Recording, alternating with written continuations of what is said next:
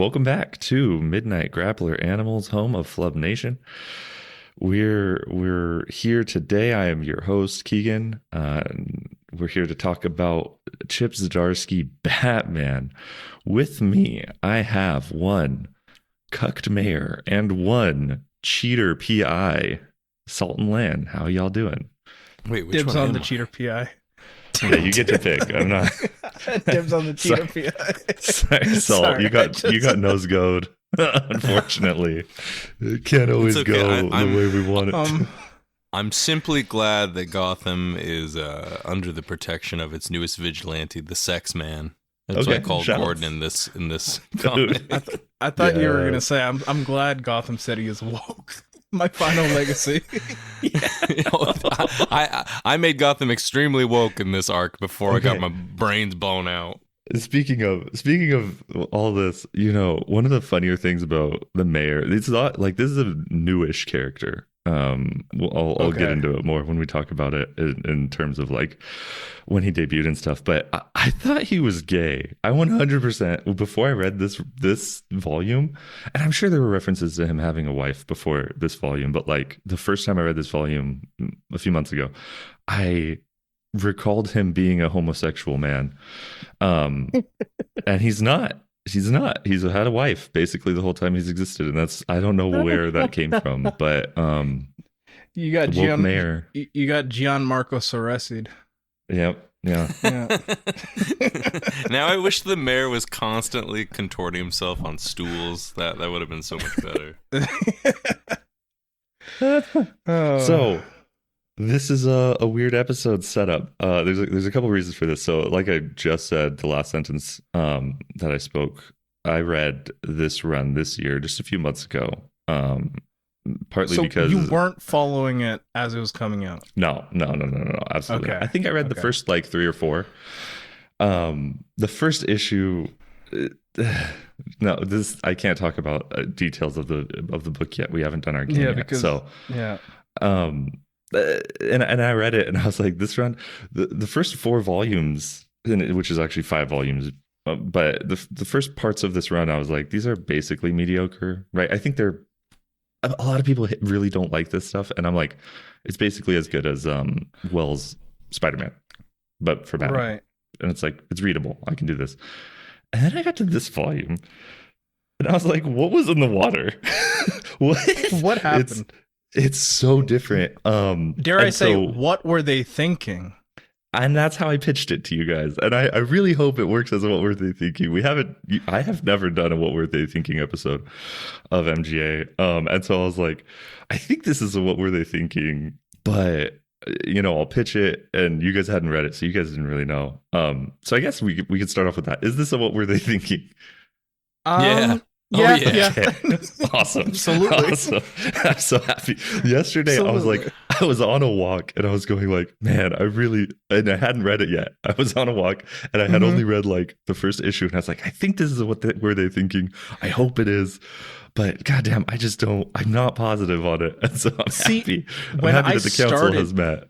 When I started it, like the first few pages, I was like, okay, so what is the game here? Like what's Keigen getting at? Where is the what were they thinking? That's the thing. Right. You couldn't possibly know. But then there was one panel that set the bar for the rest, and I'm going to read it. It's a panel of Jim Gordon drinking some coffee, and he says the following. It's been months since Wayne Enterprises revitalized Old Gotham, and it's clearly working. Affordable housing, social services.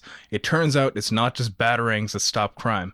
And from that moment onwards, I'm like, okay, I know exactly what this is going to be. And then, even after saying that, I was somehow still surprised. It's because there's like 4 things in this run, or in this volume, that are like, what the hell? And like the effect it has on me is almost like, I think I love this comic is the thing. I think I actually enjoy it. It wraps all the way around for me, I think. I could absolutely see it horseshoeing. It's because, the thing is,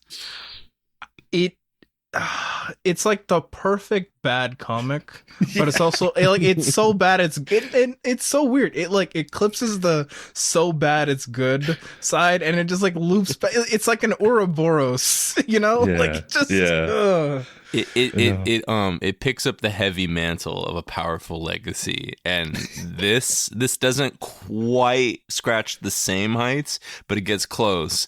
And I am saying this is the spiritual successor to Neil Adams' 2010 masterpiece, Batman Odyssey. Awesome. Oh man. So okay. This is well established. I'm excited about this, but there's another twist. Because it's not a me thing if it's not overly complicated at the very least. And so, because this is a volume 5, I actually think part of the impact of this being so bizarre is that it's a volume 5. So I have challenged not you just to a volume initially 5, but the final volume. Like this is also specifically the last arc of Zdarsky's run. This is the final note of this run. This is like this is the concluding statement of Zdarsky's tenure on Batman. I do want to. I have an asterisk for that. I do have an asterisk for that. Oh, there is an asterisk. Okay. First, I want to do the fun thing, which is so I've made a list of 16 things that happened in this run. Okay. Oh, fun. Okay. Some of them. I promise you couldn't possibly tell me. Okay. Some of them you could based on context clues from volume 5. And so I'm asking you guys, you don't have to just try to name some things that you think happened in this run before this volume, based on context clues, based on pop cultural osmosis, like just through Twitter, whatever. What are some things that you think perhaps happened in this run before this, or that like Lan, you go ahead and start with the things that happened. I mean, all I know based off of stuff I've seen on Twitter is that the multiverse was involved and Zur-En-Arrh was involved at some point during this run. Right. So I'm going to give you 2 based on that of what I wrote. They're obviously a little bit more complicated. There's a lot of Zur stuff too that you could try to glean, but also you can't because this volume doesn't even mention Zur, I don't think. So yeah, no, nothing at all. Okay, the multiverse stuff I'll do first. So this is in volume 2. So actually, I'm going to give you 3 things because it's impossible to give you the multiverse stuff without something else. So volume 2, Batman ends up in a reality with no Batman. Okay. Sure. Okay. So you wouldn't have ever gotten that one anyway. Is it woke? Is it a woke universe? No, it's very fascist. Okay. Is what it is. It's very fascist. That's you're saying is you need Batman in order for wokeness to exist in Gotham. Kind of. Yeah, it kind of does say that. Interesting. Okay. So the actual multiverse stuff though is him trying to get home, right? So he meets alternate versions of himself on his way home, including the DKR Batman, Batman 66, Batman Beyond, Batman 89, Arkham Batman, Batman Animated Series, and Kingdom Come. He also uses shark repellent spray on a Joker shark. These are things that happen in the conclusion of Volume 2. Actually, I do remember the Joker sharks. Yeah, I do remember seeing the Joker that's a post. That's a post. That's a Twitter post. Yeah, it's absolutely. So, and then the other thing you said, Zur, there's honestly, like, you can go wild with guesses about Zur-En-Arrh, Batman Zur-En-Arrh. Like I have probably 5 notes across the run about insane things that happened with that guy. So, if you could just guess Buck Wild, like that's obviously 1 out of the 16. But if you could guess another one accurately, I would be amazed. You guys both read 150, right? The last issue in this volume. No, I said I refused. Okay, 150 is that the Dennis Cohen stuff? Yes. Yeah. I skimmed over it. Okay. Then I'll give you this. The Penguin faked his death. Okay. So okay. If there was a reference in that to the penguin being dead. He faked his death. So well, maybe you could have got that one if you read 150. Anything else you think you could guess based on this volume? Salt, Vandal Savage. Okay, actually, yes. That's good. Len, you could finish that sentence and then. Vandal Savage becoming police commissioner. There was definitely some bullshit behind that. Yeah, definitely some. Was that in this run, or was that? That was in his run. It was. Okay. Yeah, I think it all 100% was the volume before this one. So the other thing to consider is we had also read GCPD: The Blue Wall, or is it Okay, The Blue Wall, right? I think so. We Yeah, read that for an episode of the show. right. So do you remember anything from that could possibly inform this? Because I'm drawing a blank. I think a Latino cop got hate crimed by the white cops. Oh yes, No, yeah. nothing Yeah. from that run matters to this run. no. Really, I'm just gonna. nothing, I'll not just even give like it to you. Two-Face stuff. I could let you chase this down, but like, no, Okay. it doesn't. No, okay. Because I don't think Blue Wall doesn't depict Montoya quitting. She just gets close to quitting. I'm gonna tack away from the GCPD stuff. Is Alfred dead? Alfred's Oh, dead he's in a been- different run. Yes, Got it. He's Okay. been dead though. He's been dead for some Okay. time. he's been dead for some time. Yeah, yeah, that happened some time ago. some time ago. I will have a well. Then to get back to the GCPD stuff because I almost forgot. But yeah, I'll have a lot of notes about Vandal Savage because questions. Yeah, questions. yeah. Those will Okay. happen for later. Oh god, there was one thing I was like, oh, did that happen? What was it?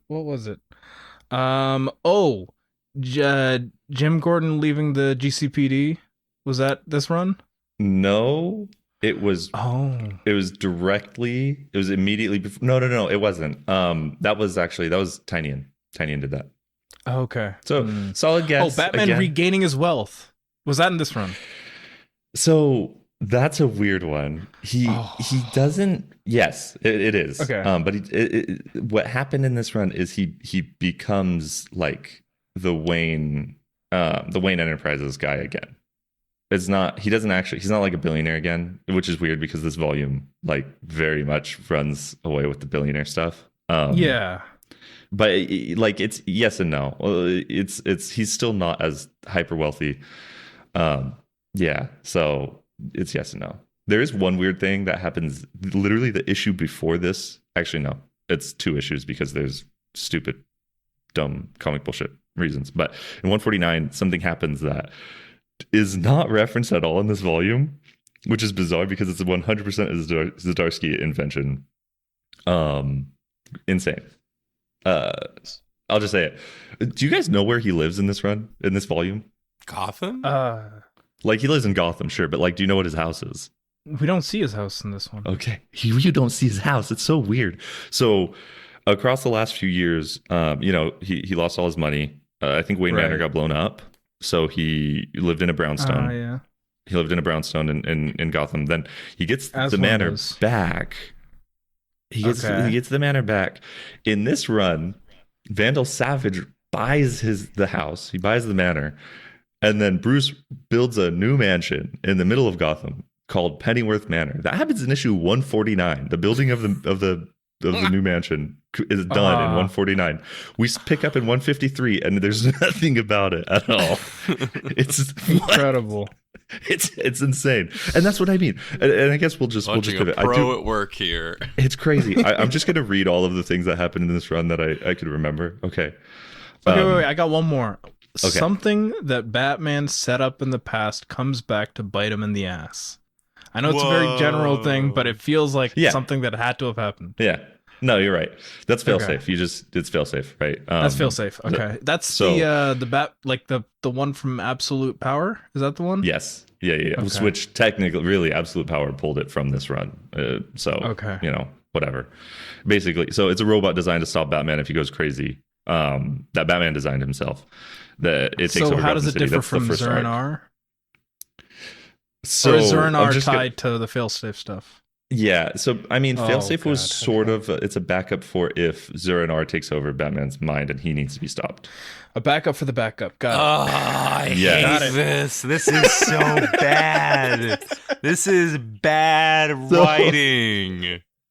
So the first issue of the run. So Zdarsky wrote from 125 to 157, about 3 years or so. They did weekly for a bit, so like it's a little bit shorter. In 125, They do weekly for a failsafe bit? comes on. Yeah, it was Holy Joker. shit. Joker year one was weekly for 1 month. I'll cover that. I just want to cover this briefly, just because I think this is so insane. funny.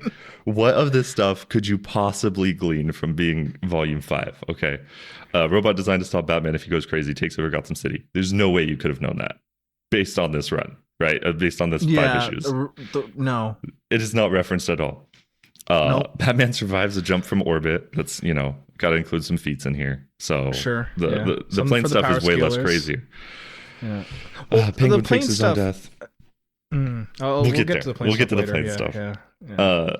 Okay, so then in the as Batman is traveling around to the other realities, Zur-En-Arr collects alternate Zur-En-Arrs from other Batmans, and he pulls them into our main Batman's head. This happens. This is one of the things that happens. Yeah, they're all with him, and they don't call it this in the comic. I am dubbing this the Zur space. There's a Zur space that he basically brings them into Bruce with him. You're violating my Zur space. I have to interject here because the original Zur-En-Arr story is just like, your usual Silver Age shenanigans. It's fun. You can just do it straight as a Silver Age story. I make fun of Grant Morrison a lot, but I still stand by the Grant Morrison Zur-En-Arr story. I think that's a fun way you could make it like dark and modern. To only like 15 years later go, what if I also did a dark Zur-En-Arr story? But beyond hack. Yeah. Hold on, but was it less misogynistic this time is my question. I don't remember what was misogynist about Grant's version. It was racist. The original was Black Glove, right? That's when that happened? Or was that R.I.P.? But that doesn't really touch the Zur-En-Arr stuff. I mean, they intersect, right? Zur-En-Arr is the one who puts belt to ass at the end of the right arc, basically, right? Like, yeah, they're happening concurrently. So right, but I don't think there's anything like that. I mean, there's no character like Jezebel Jet. We gotta be real. Yeah, it's anyway. The thing about Zur being included in this run that. I mean, I don't care for Zur generally. Maybe he's really cool sometimes. I don't know. I feel like Failsafe was the pitch, and then Zdarsky was like also Zur. But a lot of this, like, is about unpacking Zur and trying to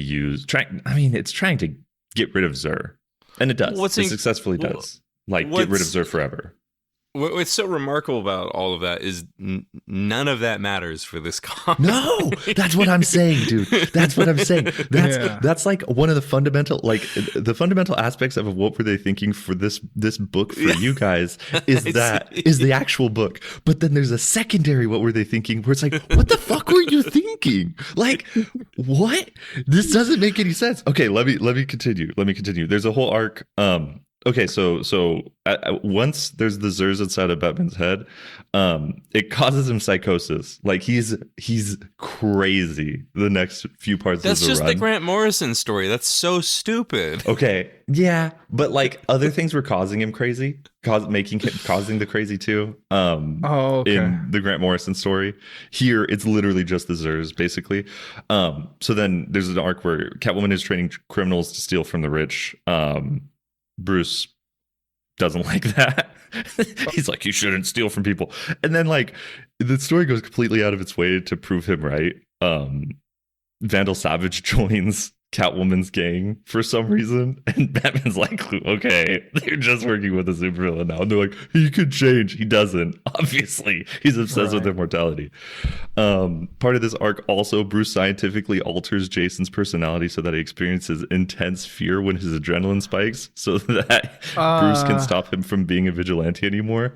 There is a tiny you could have been like, something happened with Jason, and I probably would have given you this one he does mention Jason. He does mention Jason. Actually, I'm pretty sure he mentions Failsafe at some point too, right? Yeah, what happens with Failsafe and Jason? I think he says that. I didn't even realize that Failsafe was a person when I read that. Yeah, so that's what happened with Jason though. And it's permanent. They don't fix that in this book. Jason is just in always theory, anxious. Had DC not been cowards, and kept that Red Hood run going, we would have had to see that. Yeah, I mean, I read the first issue. Doesn't have anything to do with it. It's better to ignore it. So yeah, that's. There's a Joker origin story where he trains with the man who put Zur in Batman, and that's where the 3 Jokers come from. Sorry, so I beg your pardon. There's a Joker origin story where he trains with the man who put Zur in Batman, and that's how Joker got 3 Jokers. That's how there's 3 Jokers. There's an apocalyptic future where Joker is a zombie Joker strain. He Joker-fies Gotham through an audio virus. This is also the AI Sorrentino art. That's the weekly bit. So yeah. AI Sorrentino art. I remember. This just proves my theory that it doesn't matter who gets Batman. It's just free money. Like people will buy this book. You can put anything in it. It's the same thing with Spider-Man too. Like Amazing Spider-Man and Batman are 2 books that will sell based off of momentum. Boys, you said something beautiful, Salt, because you know what? Tom King was so bad that even he tanked Batman sales, and that's something everyone should celebrate. To be fair, so did Zdarsky, because I was looking through all our mentions of Zdarsky in the server just to see if I could remember anything from what we said. Zdarsky also did tank sales after a few years of Tynan. So yeah. Anyway, there's a few more things. There's a few more things to know. Few more things. There's more. Yeah. So, okay, so there were a couple things that I thought Leonid Cole, the Russian guy. Yeah. I thought he debuted in this arc. I thought he just suddenly appeared. He does sound like he debuts in this arc. He doesn't. Like, they explain his whole deal here, but he actually debuted in a backup, and he's how Vandal Savage became commissioner. He's the one who manipulated things. Which okay.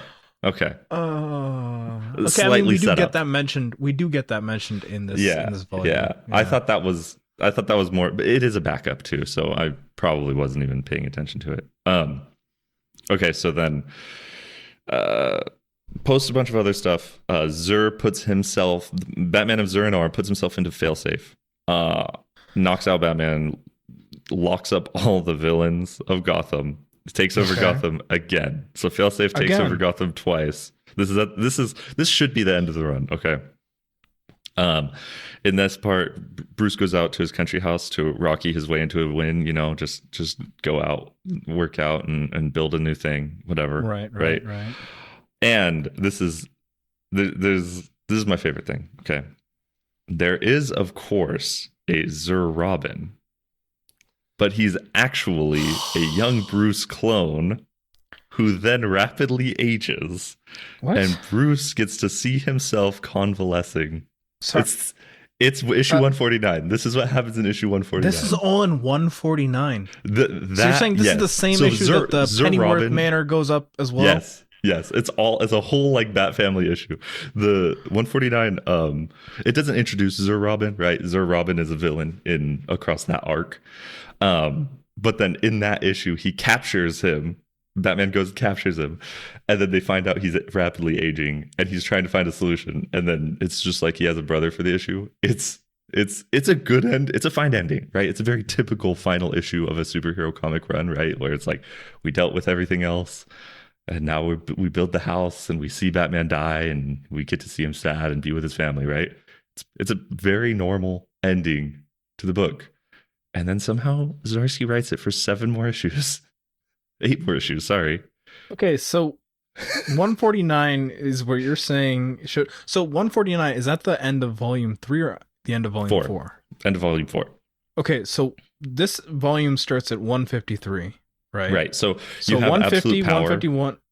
So 150, 150 is 150, right? Huge celebration anniversary issue. Sure, yeah. 151, 152 are absolute power tie-ins. They're garbage. They're not very. They are Zdarsky, and they're not very good though. It's just like a Catwoman story. So nothing really different. It's absolute power stuff. You're saying it as though it's something like different from what we've read. Okay, what we read is incredible. Okay, because it's baffling and it doesn't make any sense. Yeah. The Batman Catwoman stuff is just like Well, none it's of boring. what you described makes any sense either. None of Fair. this makes any Fair. sense. Fair. I think this run is distilled in a way. Well, it's so lib-brained, and I think we should just get into this and get into the actual talking about it at this point. Because we've already dug in a little bit. Insane run though, truly. And so one of the things, you were saying, Lan, that this was the cap to his run. And that was immediately I read volume 5 and I was like, what the hell happened here? Oh, wait, this is also the start of the all-in tenure of Batman too. Right. So hold on. Yeah. Instead of Correct. rebooting it after, the logical, we're rebooting the whole line. Hey, Lan. Uh-huh. Who's writing Batman right now? Matt Fraction And- / Jeff Loeb, right? Correct. Because there are two ongoing Batmans happening right now. 2 ongoing Batman comic books. Like, they're just Batman, right? Mhm. So what I've heard is this volume, starting with 153 in particular, Absolute Power was probably always going to be what it is, take place there. Sure. This was not supposed to be Chip. This was not supposed to be where Hush started. Fraction. Hush 2. Oh, Hush. Okay. Hush 2 was supposed to start here. Like probably a year prior, right? This run starts in December 2024. Which means we're mostly reading 25 comics also, guys. Like, most of this trade came out in 2025, which is very funny to think about. So yeah, like, this is a stopgap. Okay. They extended his run by 6 issues to buy more time for Jim Lee. Okay. Let's be real. Jeff Loeb is even writing. But what, this would be December, January. I don't know. February, March, April. Which May, June, July, August, September, October. 6 months. Only 4 issues of Hush have come out. So how many issues is Hush supposed to have? It was supposed to be a year. It was supposed to be 12 issues. But now it's going to be 6, and then they're doing another. They're shunting the second. They're shunting the second half into its own mini. Okay. It's very stupid. So anyway, all of that stupidity informs why this book happened at all. So this volume shouldn't exist, is what you're saying? Shouldn't exist at all. There's no setup to it. There's Fantastic. It's basically standalone, right? Like you basically understood everything happening here, right? I'm asking you too, Salt. Did you basically understand? I think Salt's the one who you really need to ask this question to. Yeah. I think you can more or less understand this volume on its own. There's some stuff that begs a little more explanation, but it's pretty incredible how none of what you've talked about factored into the story. Yeah, that's what I'm saying. Like, there's little things like he had brought Riddler in for a backup and for part of an issue of volume 4, has nothing to do with billionaire crypto stuff. The mayor is a side character in volume 4, or kind of more than a side character even. A lot of stuff happens with the mayor. Nothing about infidelity. I'm not sure his wife is mentioned in that volume. I don't know. I didn't reread it with the fine tooth comb, right? P.I. Gordon's hardly in it in the whole book. Oh. Yeah, he's not like a starring character, really. No. Okay. There's so much of this that is like some of it Rom V played with Detective P.I. Gordon a lot. You would hope so, right? Because it's called Detective Comics. Yeah. So anyway, all of that is to inform the even more bizarre nature of this book. But that's not the only reason, because the events of this series are buck wild. So I'm going to jump in on 153. I have short summaries for each one, and then we can yap. We are going to go issue by issue just because I think too much happens. Have to for this one. Thank you. Okay. Yeah. Okay. I feel affirmed. So 153, published in December 2024. Our artist on this one is Jorge Jimenez? Don't know. Jimenez. Okay. Jimenez, and this is a short summary. It's a new day in Gotham. Riddler is a crypto billionaire. The Court of Owls are blackmailing the mayor with stories of his cheating. Bruce is in control of Wayne Enterprises again, and the new vigilante, Commander Starr, is helping the people of Gotham. In a montage that ends the issue, Riddler talks to his crypto servers, the mayor gets shot, and Bruce finds out a mysterious brother is going after his company. This is really scratching the surface. I'm trying to keep it short. But this issue throws you in the deep end. Okay, so first question, because I know you mentioned all that stuff that happened in the rest of the run. Were there any allusions to anything regarding to Commander Starr before this? No. Completely no. Okay. Completely new. Debut issue. If you go pick up 153, it'll be worth 10 cents in 3 hours. Be worth absolutely nothing. It's trash. Yeah, no. I do think so. Like, it's crazy. The third page is that news montage explaining the Riddler stuff, right? I think it's actually pretty efficient, personally. Again, because there's no ground laid, right? Like, this is everything you need to know. Yeah, I mean, the Riddler. Go ahead, Lan. No. So you go ahead. Oh, the Riddler stuff is arguably the most effective villain stuff in here. It's the most coherent. It's absolutely true. Yeah. I mean, it's not to say it's good, but it's coherent at least. Riddler used to be like, puzzle guy. Like, that was his thing. He was just a criminal who'd fight Batman with puzzles, and this is setting up Riddler as a kind of anti-Bruce Wayne, right? Like, he's getting into crypto. He's going to fight Bruce Wayne rather than Batman. That makes sense. And that's more than we can say about any of the other villain stuff in here. Is that makes sense? I can rock with that. Yeah, crypto billionaire Riddler is very funny. It's a very lib-pilled pitch, I think. I mean, everything, like the first 3 pages. Also, like the first 2 pages. Can we talk about that too? Just sure. Yeah, go off, King. Okay. I get it. It's supposed to be like this fresh start. Like the fact that we're recreating the events that created Batman, but then what's the twist? It's actually a nice guy in an alleyway. It's not actually Joe Chill or whatever. This just goes to show Gotham is woke now. Gotham is woke now. In our beautiful woke Gotham City, if you go into an alleyway and you're confronted by a guy, all you can expect is that he'll help you get to where you need to go. What a beautiful city we're in. So true. And then, so remember when I said before that panel with Gordon and the coffee? That's page 2. That's page 2. That's page 2. Yeah. Yeah. It's crazy, the politics of this book juxtaposed against when it came out. This is such, like this comic is liberal brainworms, right? Yeah, like it's incredible how libbed out this book is. But this book is so confident in like woke the woke everlasting, and Joe Brandon has like a month left in office when this is published. I mean, this is like, a month after. This is literally a month after the election. Yeah. No, it's a month before the election, right? No. Well, this came out December 2024. Right? Yeah.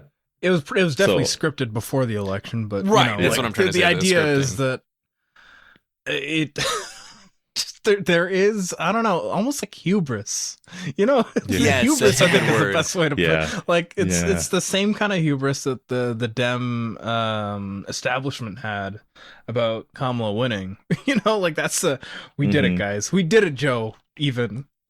Yeah. No, totally. The politics of the city in this book are fascinating too. There's way more later, but just like it is incoherent in its ability to explain why city politics are the way they are. Everything about the protesting is a weird liberal fantasy is what it is. And they're like QAnon guys in those first pages. Like they're all the protesting guys are like Yeah, insane. Obsessed with theories. like being tracked with vaccines and stuff, and like I'll that's read not what QAnon people would do. They would be like breaking into the clinics, I'll read yeah. what they have to say. All for the lazy. What about hardworking citizens? Clinics tagging people, injecting them with trackers, injecting children. And then my favorite, Bruce Wayne is a secret commie. Secret commie. Love it. It's so funny. Red Wayne. Oh. Yeah, no, the world this sets up is also, again, nothing, no groundwork. This is just presenting the world as it will be for the next few issues. And in that way, I think it's very bold. It's really swinging. Like he's like, I'm here for 5 more issues, and I'm here for 5 more issues, baby. I would never pay for this, but I would absolutely keep reading it. Because this is a really unique insight into the liberal Twitter mind. Yeah. The Twitter mind specifically, and that's something we'll have to touch on. I guess actually, you know what? We can touch on it in a bit. Like I said, Goth. Salt. 2 years ago, we did Superior Spider-Man, and during that episode, I talked about how Superior Spider-Man felt like a very social media brained run, just insofar as how it would react to a lot of the reactions and trying to like preempt a lot of the reactions to Superior Spider-Man, right?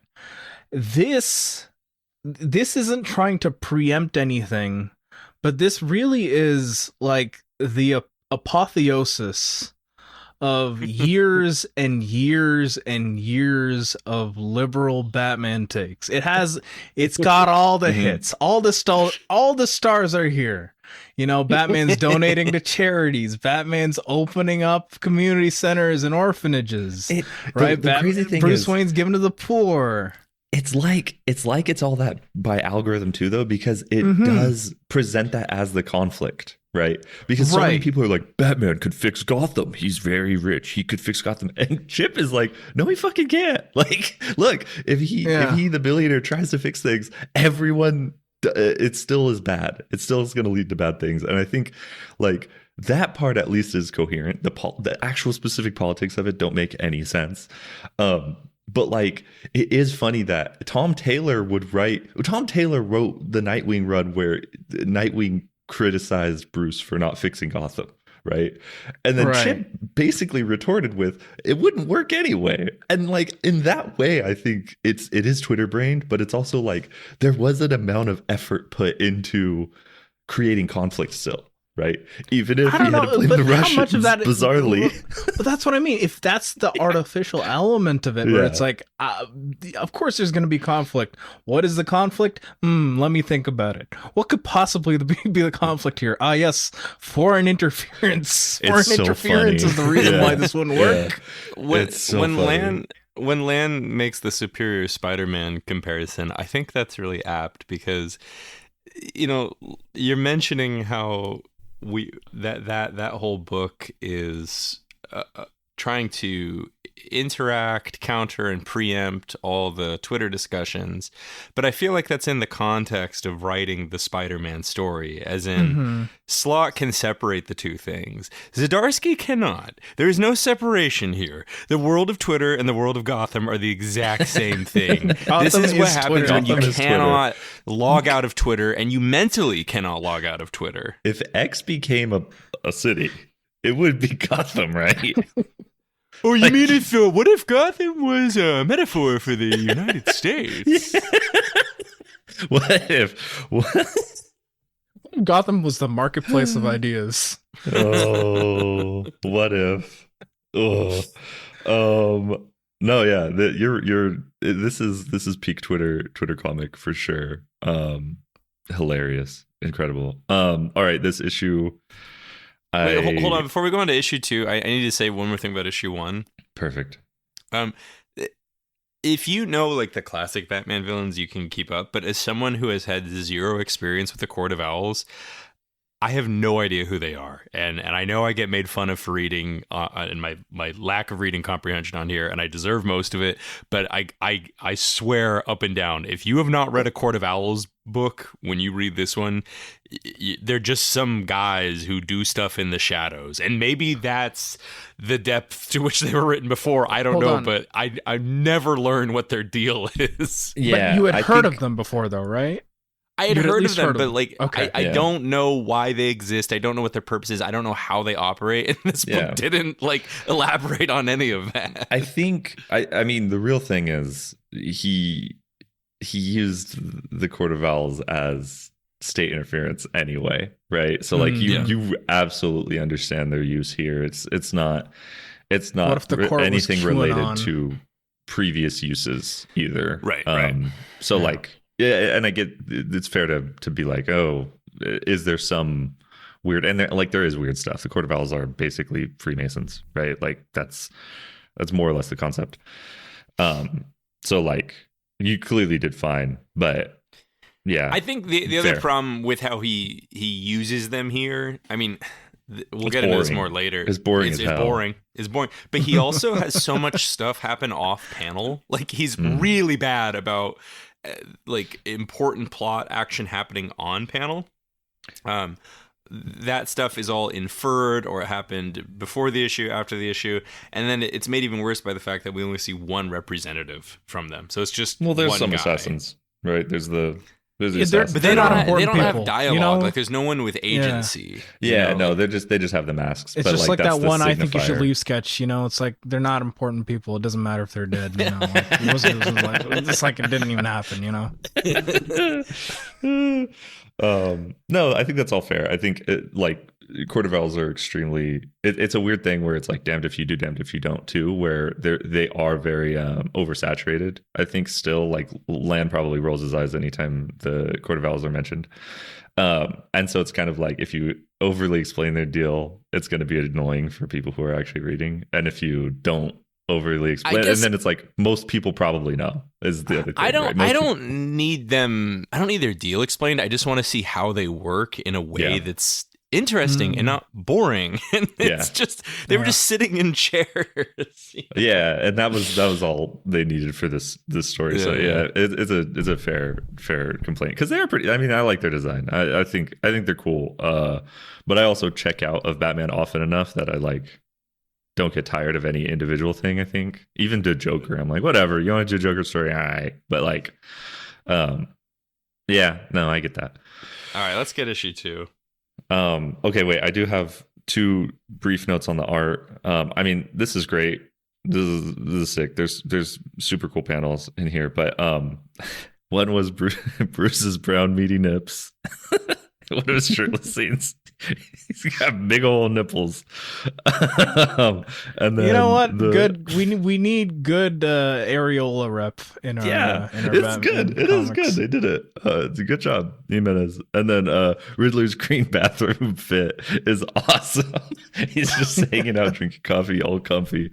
Very, very happy. So he's still got the purple undershirt. Underneath it all, well, that's a nice touch. His purple one thing I will shirt. say, about the art here, Tomio Mori is truly crazy. the crazy. Like the second issue, if we can segue into it like this, is drawn by Carmine de Giandomenico, and I was shocked because it's so unlike what I had read before of Di Giandomenico's art. I was like, this is Camuncoli in my brain as I was reading it, and then I had to flip back and I was like, no. That's I prefer Camuncoli typically, but to your point, you're getting I'm like, your Italians mixed up. Yeah, it happens. It's okay. But yeah, like this is very well rendered. Like there's some shots that take place in dark lit rooms where you see like the light as it passes through shutters and stuff, and how that how that changes the coloring on a character as it you get to those shadowy bits and the light bits. Like if there's anyone who's like the hashtag low-key goat Secret goat. of this Yeah. book. It's Tomio Mori for sure. Yeah, totally. All right. We eased our way into 154. Here's a brief summary. The mayor has been killed, and Batman and P.I. Gordon are on the case. Batman looks into the Riddler and the deputy mayor, Court of Owl leaders' alibis.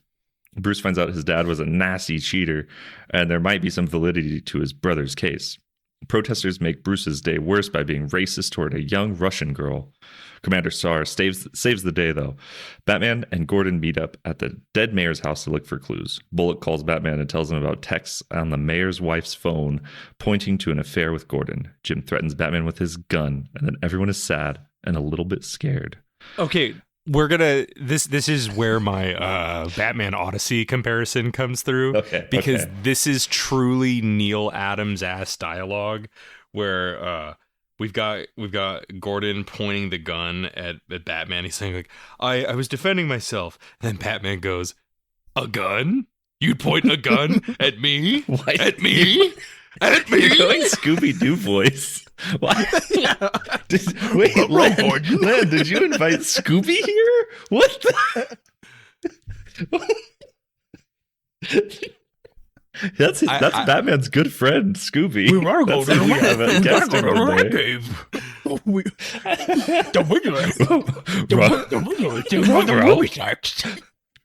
A gun? Happy? Raggy, no. Rorton. Oh. Gordon, you would rue a ride racked with me? No, it's so bad. Like that's that Neil Adams ass dialogue that's so entertaining, and it makes me go, "This is terrible. I will keep reading." Yeah, I think it's also kind of reminiscent of like All-Star Batman and Robin, like just full Miller. Mm-hmm. Like, That's what I was thinking of. Yeah, all the way insane, and like it's over the top. Actually, I like that scene a lot. Even like the last bit he should have said, instead of at me, he should have said at goddamn Batman. There we Point go. a gun at There we goddamn go. Batman. Cooking with gas there. Oh my goodness. Oh, this issue. Yeah, man. I mean that's what. This issue, just everything in this issue, just I don't know. Like, okay, let's talk about the protest, because the protest I think is like the one big thing in this in this issue. You know, where all those protesters from the first issue start going after random red-headed young girls. Yeah, the one that she just got, like her arm is hurt, and Leslie Thompson or Tompkins, whatever, the doctor, Tompkins, fixed her up and then sent her out to a mob to be mob violenced. Like, you don't have a back door, Leslie. What are we doing? Yeah, these protests have been happening for presumably weeks or even months, right outside the door. They're constant. Yeah. Yeah, it's January 6th on the Wayne clinics. Actually, It's so crazy. It was like 15 9/11. It was like 15 1/6s. You know, I will give the This is like half protesters on this. October 7th. You know, I will give no. I will give the protesters this. At least they were nice enough to grab her by the arm that wasn't broken. Yeah. You know? Yeah. Nice and Okay. courteous Gotham protesters.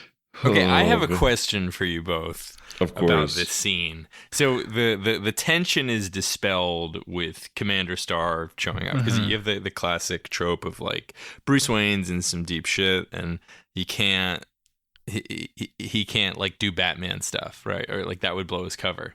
So we have Commander Starr show up, and Commander Starr tackles a protester who was drawing a gun.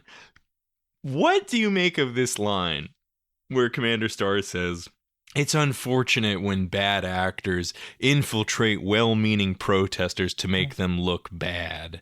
I'm sure you'll agree, Mr. Wayne. Nobody wants violence. They just want their voices heard and for the truth to see the light. No good man should be scared of the truth."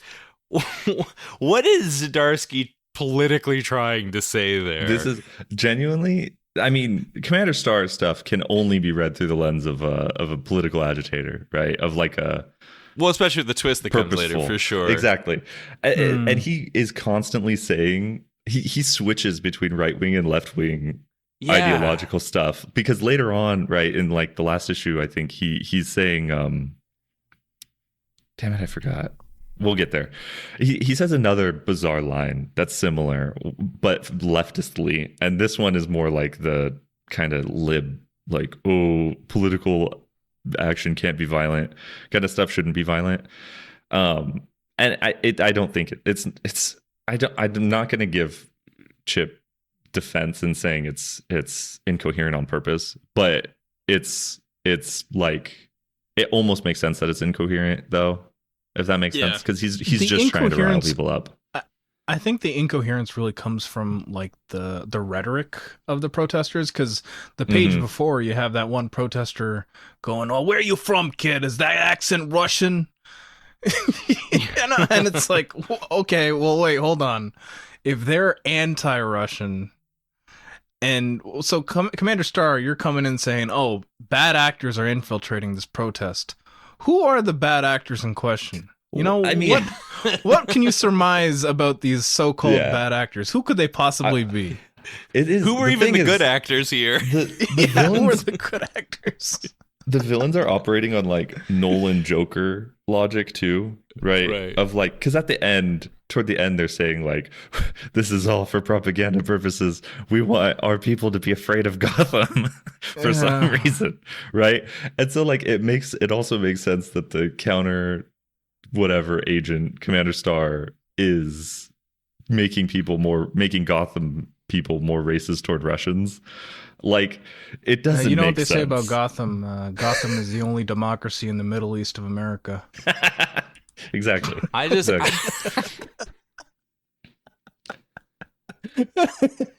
Dude, like, just this, all of this, like, politics in this book just makes me imagine, like, Chip Zdarsky, like taking off his headphones where he's like listening to a Pod Save podcast to sit down in front of his TV to eat dinner, to watch MSNBC, to then like go to bed and listen to the NPR like nightly news recap. Like, he can't get off of the lib news here.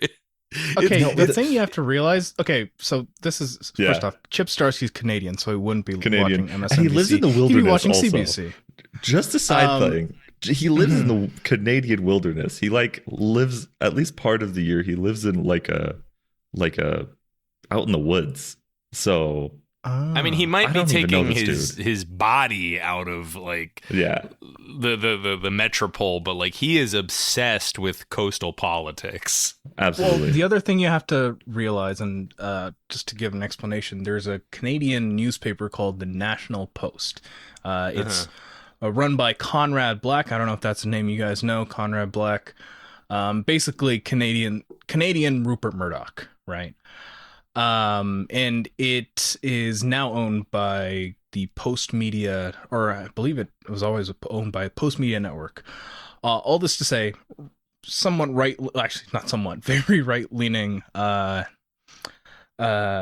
newspaper. Chip Zdarsky used to do work for National Post as an illustrator. Yeah, he was a cartoonist for years. He was a cartoonist. He was a political, I believe, cartoonist. I think political. I mean, news. You could say news cartoonist. Yeah, as a news cartoonist. But he worked for Post Media and the National Post for like a decade until he broke into comics or direct market comics. So, not to say that inherently makes him right wing. However, like, it does show itself, that experience shows itself in the rhetoric that we see on these pages. Yeah, but this is like a very lib Canadian comic. Politics. Do you think he's like? Do you think he's trying to like exercise his own right wing past or something? No, I don't think he has a right wing past. I think he was just doing a job. Like, I think it is a cartooning job. But I think it is one of those things where it's like, once you've been in that zone or adjacent to that zone, like a lot of the rhetoric that you would hear starts to bleed into what you do, right? Like the stuff the right wing rhetoric in this book. You know, I'm not saying that's a reflection of Zdarsky's politics. I'm saying it's a reflection of what Zdarsky had most likely been hearing for like a decade, right? While working at Post Media. I think part of that too is sense. the resist lib mindset, right? Mm-hmm. Like resist lib exists in contrast to right wing places like Fox News or the Post or XYZ, right? And so you define your beliefs against a thing instead of for anything else. And I think that's how you end up with incoherence like this. He doesn't believe in the right wing things. Actually, he's probably heard them a lot, and he has very specific arguments against those things. But that's all he has is very specific arguments against those things. He doesn't have arguments for public housing or like abolishing land ownership or anything like that, right? He's just against the thing that he was writing for, because I mean he needs a job. I don't know. He is to, you know, we talked a lot of shit about Substack. He's one of the first Substack pro guys too. So like he clearly doesn't mind taking money like that. But he is incredibly lived out. He's not asking for permission to live out like ever. He's just doing it. It's his life. Yeah, that's the thing. Like at the end of the day, you can't say that Zdarsky is right wing because everything about him just points to that not he's being like the case. anti-right wing, but that doesn't mean he's a leftist. It means he's anti-right wing. If he was born like a decade earlier, he could have joined Kurt Busiek and the Kurt Busiek Resists. America hasn't been the same since Kurt Busiek stopped resisting. Yeah, it's true. It's true.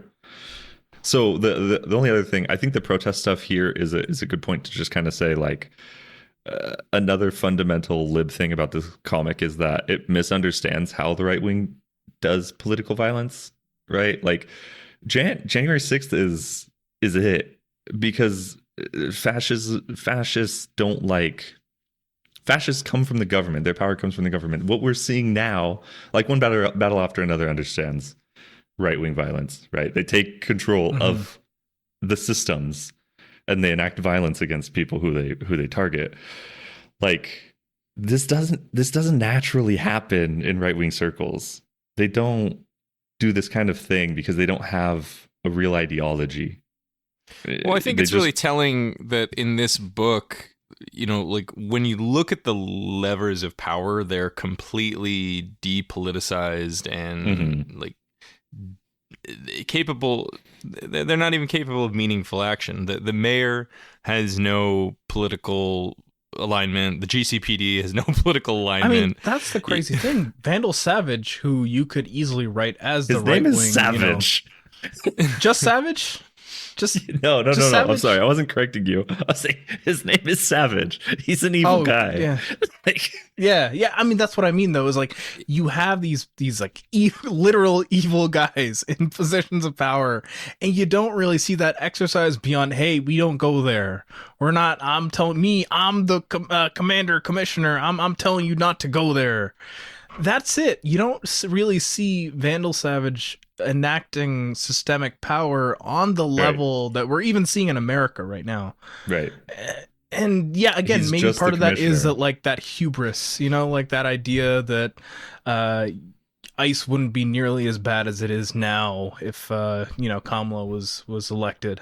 Yeah. When in reality, yes, it would. Like it definitely would be bad. I mean, yeah, there just wouldn't be 20 billion more money to it, right? Like that's the biggest thing. But there no, would only be 10 exactly. billion more money to it. Exactly. And but nobody would say anything about it. It would just quietly happen, and people would get disappeared more quietly. Yeah. Okay. Any other notes about 154? I think everything I could say, it's all in 155 later. For me. Okay, it's all beautiful. like the big thing is in 155. Yeah, we're good. Let's keep going. Hey, I just want to preface this. Low key, this might be one of my comics of the year. 155. This might be a top 10 comic book. This book is incredible.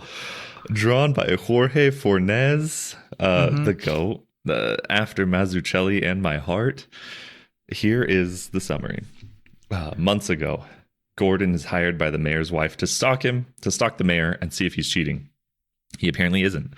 But Gordon and Koyuki Koyuki, the wife, get up in each other. The mayor confronts Gordon about it, and Gordon kills his ass. In the present, Gordon is in police custody after fighting Batman, claiming he isn't a murderer. The protests are taking a new turn, and Antifa is being blamed for the violence. Bruce follows up on the brother stuff. Of course, the Court of Owls are the lawyers. Batman investigates Gordon's murder. Fun. What was I trying to write there? Okay. Further proof that he did it. Finding further proof that he did it, but also realizing that Gordon has been wearing mind control glasses all during a confrontation with the cops in Gordon's lockup. This issue is buck wild. There is so much in this issue, dude. Okay. My favorite bit is scumbag Gordon sitting on the end of the bed, just like he does in year one. Just like, it's great. This book doesn't commit enough to Gordon being a scumbag. Because, I know, that would have been so sick. Yeah. He should have had 2 affairs in this run. Well, it's crazy because like 2 issues later, Batman's like, actually every issue throughout all of this, he's the greatest man I've ever known. It's like, dog. It's like, Jim, you're not a good. Jim, you're not a bad man. Meanwhile, Jim's like, I killed him. Like, it wasn't even the mind control glasses. Yeah, I did that. Yeah. Oh my gosh, it's fantastic. Okay, and, so here's the thing. Up until this point, I wasn't taking any notes. Like, I wasn't like writing down any notes about this run because I was like, you know what? A lot of this is like vibes based. I could remember this. The second I got to the montage or the nightmare? montage, the previous stuff, basically just what the first 5 or 6 pages of this. The past, so that's when the flashback. Yes, that's what I was remembering. I opened up my notes app and I titled the note "Crap Man Dying Shitty," and my first note for this run is Jim Gordon's fucking on the mayor's wife? Question mark, question mark, question mark. Followed by Thomas Wayne is fucking on his coworkers? Question mark, question mark, question mark. 2 good notes. Also, speaking of all that infidelity, when Bruce has that bonkers dream sequence with like his dad morphing into Gordon, it starts so crazy. I know it's like supposed to be crazy later, but like the first panels are the craziest ones because when Thomas and Martha Wayne are sitting up in bed, they're like, Hey, what's up? Yeah. And it's saw like, you from across the bar. It's like they're talking to their 6-year-old child. It's the Grover. It's literally Grover Tom Selleck. You take that picture, Grover. Yeah, boss, real sexy. Like his dad looks really hot. It's the thing. His dad looks like really excited for his son to get in bed with him. This is weird. And then he gets all mad when he starts leaving. You see that in panel 3 to panel 4? He's further away and he's mad. Oh god, I love that page though. How does it feel to be the only good man? This is the linch point of the whole series, of the whole volume, that I think like, wow, this could have been really good. Like, and I don't. Could it? I don't know. Maybe. That's my Land's question. asking the important questions. Because I got to this point, and this felt like where everything was toppling down for me. Like the first issue, I was like, I can't really see the what were they thinking element of this, right? Like I see bits and pieces of it. This was the point for me where I'm like, oh, what the fuck were they thinking? Yeah, no, like cucking the mayor's wife or cucking the mayor is so funny. Like Jim Gordon cucking, like that's the key element here. Jim Gordon cucking the mayor. Foxy so Grandpa Jim Gordon fucking the mayor's wife. What an incredible choice. Oh god. And again, everything we've talked about with the context, that the fact that this wasn't supposed to be the ending of Zdarsky's run, the fact that this book just doesn't need to exist, right? So the fact that this is happening in a volume that in reality had, Jim Lee had actually managed his affairs for once. Sorry, really bad wording there. Had Jim Lee learned how to draw faster, we wouldn't be in this situation at all. We just wouldn't be. In some ways, this is like what if you get a free check to write Batman? And Yeah. this is what you do. It's completely untethered from your own run, right? You don't have to set anything up for anybody. It's just filling space. They could have reprinted. Whatever they wanted. They could have just done year one. It probably would have sold the same amount, right? So here's my question: was Mayor Nakano someone that people liked? Was that a Okay. character that people Good liked? question. So he debuted Mariko Tamaki, and Dan Mora actually debuted him in I think it was in Detective Comics 1027. He was a beat cop. He becomes mayor eventually. I think it's during Tamaki and Tinyin's runs. So kind of like Eric Adams. Yeah. Okay. Yeah. Yeah, Okay. he's a cop mayor for sure. Gotcha, There's a period where gotcha. he was acting as commissioner and mayor, and everybody was mad at him because don't do that, you're crazy, blah blah blah. And that's how Renee ended up being commissioner because of that kind of stuff. And then, so yeah, I mean, in terms of like a character people care about, he showed up in 8 of the Batman comics Zdarsky wrote, roughly. Okay.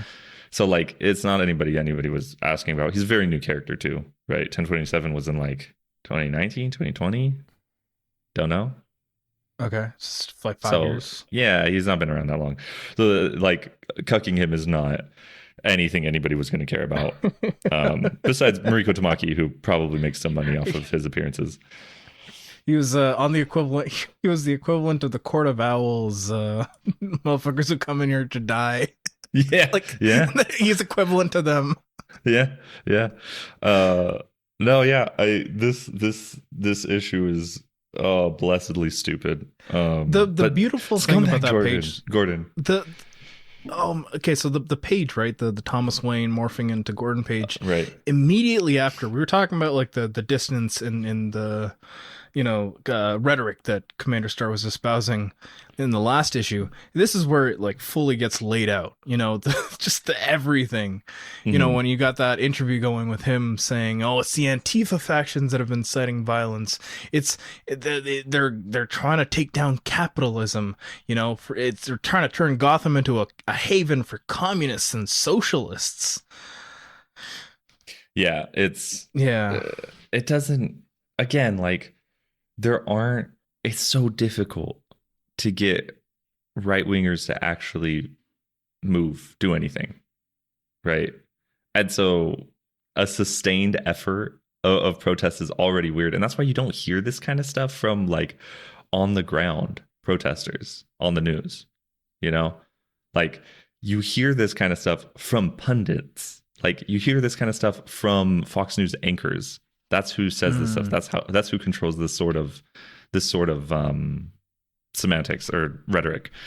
It's almost never somebody on the ground saying this stuff, especially because if they're on the ground, they are probably actually rushing something January 6th style, or like killing people, like in Ferguson. Was it Ferguson? I can't remember. But like they're killing people, and they're not massively organized protests.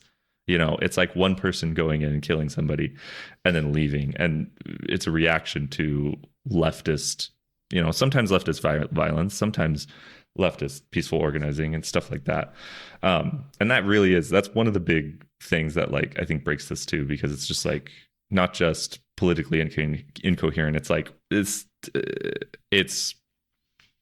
incoherent in a specific way to me. The other way he really misses here is that specific line about bombing symbols of capitalism. Like that's not the right wing's playbook. You try to make the left look as dangerous and absurd as possible by saying that they'll attack things that everyone loves, like they're going to attack your children. You just do obvious things like that. You don't say symbols of capitalism. Salt, you're saying that people don't like symbols of capitalism? You don't like the big bull? What are you, a little girl? Well, what's funny is if he had said like they're gonna attack McDonald's or Big Belly Burger, whatever it is in the DCU, like that actually would have been a more like realistic or believable statement.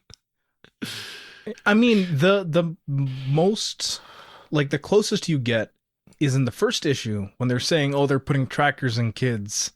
and they're putting tractors in the vaccines. That's like the closest you get to the actual right-wing rhetoric that you see espoused these days.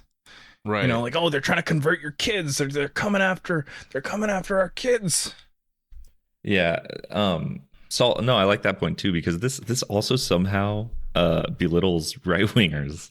Like they also hate capitalism. They do. Like it's the moneyed class of right wingers that would be saying this kind of stuff, but like the people on the ground would be like, yeah, fuck them too. Like I don't care about them. So yeah, like it really oversimplifies a lot of pieces. There's a lack of infighting here. Yeah. And it simplifies them just for an excuse for like an ongoing riot, which like a million other Batman writers have figured out ways to do that. So it's weird that we can't pull it together here. The year one art here is fun here. It's kind of a shame it's being used for such a weird that could go for all the artists in this book, man. Yeah. True. It's like such great art, Yeah. The fight in the interrogation room is pretty sick. Like It's when the cop blows out the window and then Batman kicks through the blown out window. That's pretty tight. Yeah, no, that's actually another point of like the way the toothless way this book treats the cops is insane, because like 3 years ago, Zdarsky was writing maybe like one of the most anti-cop comics of the 2000s with Daredevil. I know you never finished it, Lan, but it gets even more anti-cop than like it starts. Really? Okay, so it gets woke. It's a run that gets woke, because it wasn't very woke at the beginning. I mean, it's very anti-cop in the beginning, like it is structurally. Even like there's Punisher is the cops. It's still a bit sympathetic. Doesn't like the cops. Is the issue. Yeah, I mean, Cole's whole arc is anyway. This is so good, Lan. This picture. Sorry, it's just posted in the chat. It's less. Wait, I just need to describe this real quick. It's the cop has just fired a bullet, and then next to it, Lan has the picture of Michael Richards. Wait, click into the picture of the cop, because there's dialogue there. Oh yeah. So it got cropped. So the cop has just fired the gun and he's saying, "Get on the floor," and it cuts off. And then the meme says, "Will he say it?" A picture of Michael Richards. That's really good. But we did need the cops to actually have ideologies here, They work against Batman, but they don't do it for any ideological purpose. They just need to be NPCs for him to kick. Yeah, which is awesome. They feel dumb, and not like dumb in the way that cops usually are. Like this is conveniently dumb, They're dumb for the sake of plot convenience. Yeah, right. Kind of rounding this issue out, the Nigma Tetch reveal. How'd that? I hate it. Hate. It's awful. Hate. Fuck. Stupid. Dumb. It's dumb, and the Mad Hatter just sucks. Like that is a villain that needs to be permanently retired. It is the worst Batman. Not only is the name reveal dumb, it also doesn't make sense once you find out that like the Mad Hatter was there under duress. Like the Riddler basically had him under capture, so why would he put his name in the stupid? It's dumb. the Riddler. Also, the Riddler he's the did Mad Hatter, and he shows up in Riddler. this story to make glasses. Glasses are not a hat. Well, okay. Okay, Wait he a does- second. You to guys be are fair, they do besmirching point this that. beautiful They do- book. Okay. Riddler was stealing technology from the other villains. Okay. It was showing how evil billionaires are. Okay. He was stealing technology from Mr. Freeze, and he patented it himself. He did the same thing to Tetch. He violated copyright law. The Riddler's my whole God. deal. The Riddler's whole deal is leaving hints. So I will never care though, because I just fundamentally despise the Mad Hatter. It's just I think a that's fair. terrible character. I'm always a fan of hatred on being a hater just on principle. So I like that. That's fine. It's just funny that that's the character you went with, because again, from everything that you described oh yeah. in what happened in this run prior to this volume, right? It seems like there's a lot of different things that you could have gone with, you know? Oh, I used a little bit of failsafe technology. Ooh, I distilled the Zurin R bullshit clone, whatever. I managed to distill that into a... Mad Hatter just feels like, I don't know, again, it really adds to the feeling of disconnection between this and the rest of the run. Yeah. No, it's Which true. some might argue that's good, but if this was a good book, then sure, yeah, it would have been good. Yeah. All right. We good? We moving on? Please. Keep going. Okay. Next issue, Dying City Part 4. It's issue 156. This one is, the art is by Tony S. Daniel, who has done at least one issue of every different creator's tenure on Batman since Morrison, besides Snyder. Really? So, not a single issue? Well, that's because No. at the time he was It was doing almost all. the other Batman run, right? Yeah, and I think he did do an issue of Batman Eternal, but it's not Batman. It's Batman Eternal. So Oh, no, he was writing Batman at the time. Tony S. Daniel was writing what? Detective?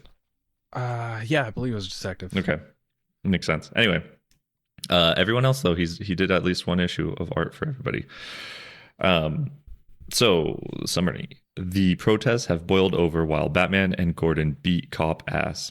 Batman rushes to Nigma Tetch to win a game of wits versus the newly unreformed Riddler, who has gone completely nuts. Koyuki is an independent woman and doesn't need Jim in her life. Batman learns that this is all a Russian plot. My God, Russians will get all our data. Batman pieces the puzzle together, and the answer is KG Beast? This issue sucks. I hate this one. Oh man, oh man, oh this. man. Listen, the okay, reveal of so- Leonid. First off, the reveal of Leonid as a Russian. That's funny. That one That- I could get down for because it's funny. It's bad, but it's really funny. Just I don't know, man. I don't know. I don't know. I don't. What? Just what? You know, like that's the not even the were they thinking part. This really just ends at the what. You know, the it's like a hat on a hat, especially, right? Because the Court of Owls can already be doing all of this. They could be stealing the data. Yeah, For whatever you could have easily reason. chalked this up into just a general Court of Owls plot. You know, They could be attacking Gotham because they want to, right? If you did that, you would have to maybe explain their deal a little better for Salt. But like being a Russian spy, Salt's gonna get it because Salt's news pilled, you know. So like it's very much a hat on a hat though, where it's like Court of Owls, no Russian spy. It's like, what are we doing here? I've got a lot of art notes because we've mostly been talking like writing and politics. Yeah. So one art note I have is this is yet another casualty of when you have to switch up artists a lot, because I like all the artists in their own way. I'm not slighting any of the artists, but like their job is not to figure out like how this thing fits together in an arc. Their job is just to do their one issue. And Right. when you look at the previous issue, Gordon is a regular fucking 50-year-old guy. He's a normal 50-year-old guy. Here he's like a CrossFitter, and he's like he's such a hot dodging grandpa. and like jumping Yeah. over Yeah. stuff. Grandpa. Silver Hot Yeah, Fox. yeah. grandpa, man. Look at him. And I Look am at those fine shoulders. with I'm fine with a writer doing either version. Like that's not the issue. The problem is that it's in the same arc that it changes. Yeah. That's crazy. Especially So I think issue, Fornes being up against this is particularly bad because I think he draws him as like a weathered old beast. Yeah. Here, Here he looks like Vincent Cassel with a mustache. Yes. That's what it is. That's what And it's like. He's the other like art that prom- one guy from Tekken.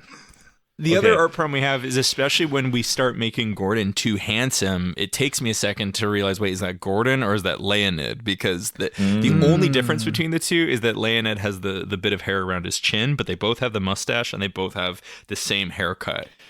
I just posted a pic in the chat, and look at the difference between his shoulders and waist. Dog, he has like a 22-inch waist. Like, Yeah. Yeah, he's what? snatched.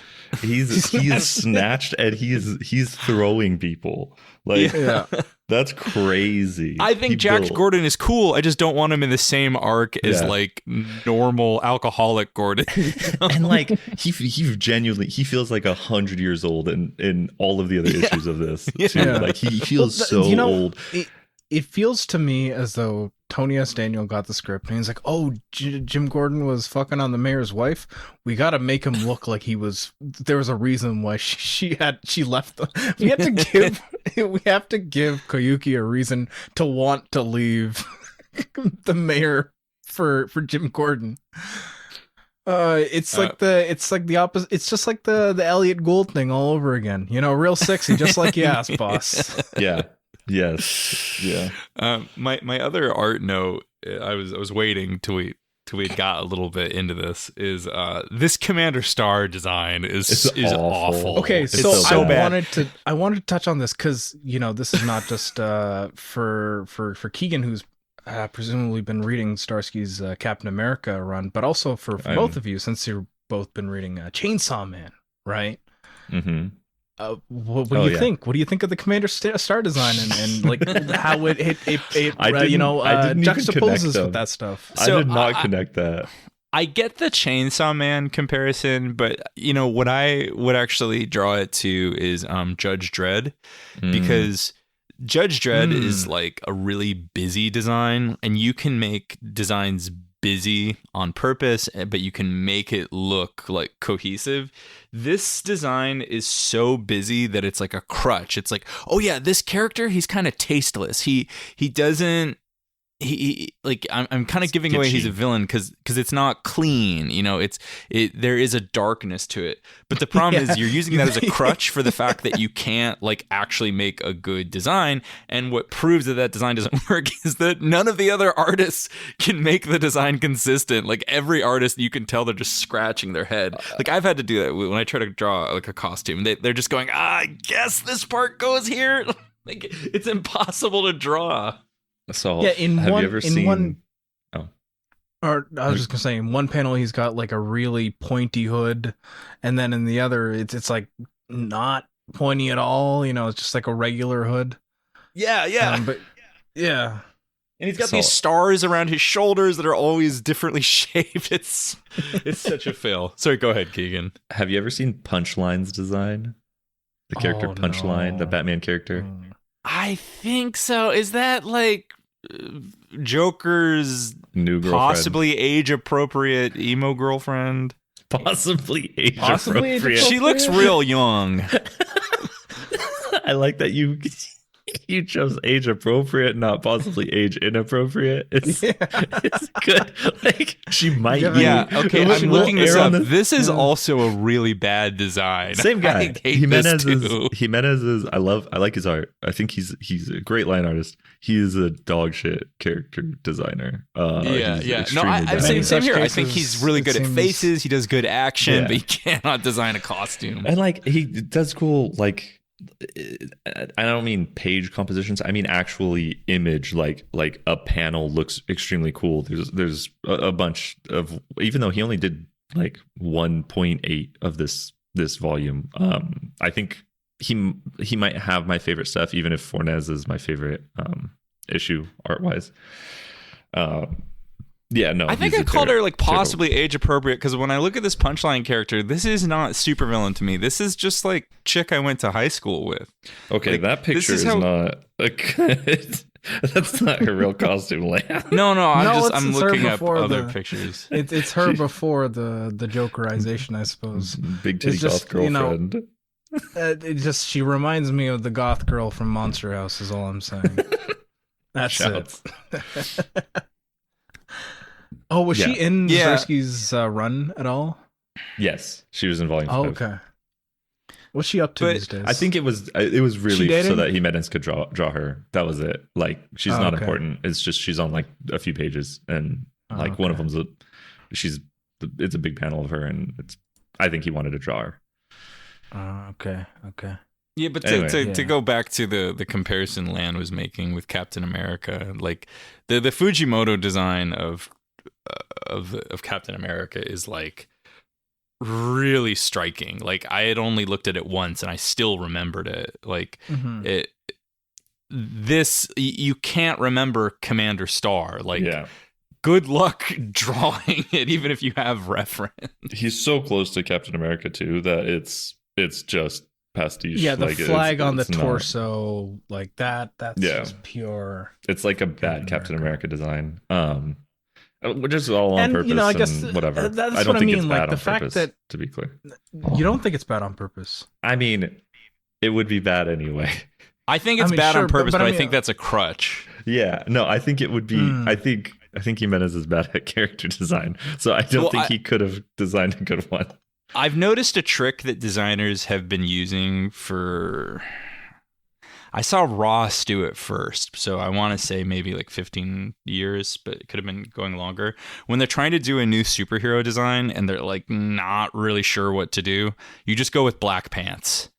Just black pants. And that's a thing I see all the time, and like the black arms and black pants, and then like but there's a further layer of insecurity, and he's like, "Oh, I guess I'll give him like blue knee pads and then like blue inner calves." It's just he's just so slapping ugly things on. Yeah.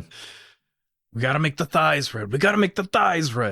Like it feels like not just a parody of Captain America, but oh god, what's John Walker's one? What's John Walker called? U.S. Agent. U.S. Agent. Wow, Peace Walker. Fucking Metal Gear. Peace Walker. That's not. That's Metal Gear Solid. Yeah. U.S. Agent. Yeah. Yeah. It feels like a mix between like him trying to capture, not just Captain America, but also U.S. Agent. Like, because Marvel already did the evil Captain America thing multiple times, but the first time we saw an antagonistic Captain America really was with the U.S. Agent design, right? Yeah. So yeah, I don't know. It just and then with the reveal that Commander Star was just KG Beast the whole time, and I hate it. Again, what? So like, I hate Bane. I don't. It takes a lot for me to be willing to get down with any Bane story, because it's just like, okay, punch each other, hurry up, right? I hate KGB so much more. I hate KGB. So Salt, here's a funny story. Oh my god, I remember like before. Yeah, the worst. Here's a funny story, Salt. So this is the first Batman comic I've read in about 6 or 7 years, right? How long? Sorry, you're cutting out. 7 years? 7 years. 7 years. Yeah. So the first time, I saw. Well, not sorry. The first time I dropped out of Batman comics was around the last time I believe KGB showed up in this run. Like Tom run King? As in Tom King. Tom King. Yes. Has he shown up since issue 50? Whatever. So this is the first time. Okay. So yes, Salt. Yes. In Tom King's run, KGB shows up, right? KGB shows up. I could be wrong. Again, this is around 2018-ish, 2018, 2019, right? Again, first Trump era, Russian rhetoric was already at an all-time high. The P-tape back then as well. So that run featured KG Beast coming in to shoot Nightwing through the head. Have you heard about this, Salt?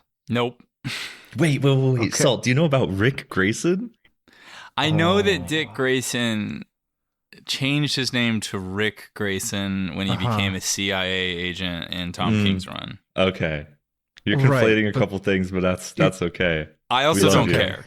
No. I don't want to explain it's it fine. to you. It's fine. It's just that. So all you need to You're know free. is that KG Beast, according to what Keigen's telling me now, the last time KG Beast showed As up far in a as I know. Batman comic, was when he shot Nightwing through the head, which is Awesome. coincidentally the time that I stopped reading Batman comics. Purely Welcome back. coincidentally. Welcome back, Lan. So for this, Sorry. my first Batman comic after God knows how many years, I got your ass so good. to be another Lan is KGB comic. the Abe Simpson meme where he walks back in and immediately walks back out. Leaves the Batman comics for 7 more years. Oh, and he's gonna be there again, just waiting. That, Yeah. that And every- reveal pissed me off the most. so- And not even oh. just the Russian stuff, the Commander Star stuff. Yeah, 'Cause it's yeah, like- I agree. For almost a decade now, I've been grappling like, have Batman comics gotten better? Like, have things improved? I didn't think they No. improved during the Tynion run. I didn't think they were improved over the first 25 or whatever issues of this run. So for Keigen to bring this book to me, and I see Commander Star, I'm like, okay, this is just whatever. This is just a guy. No, Get to issue 4, I get to the reveal, and I'm so I feel honored.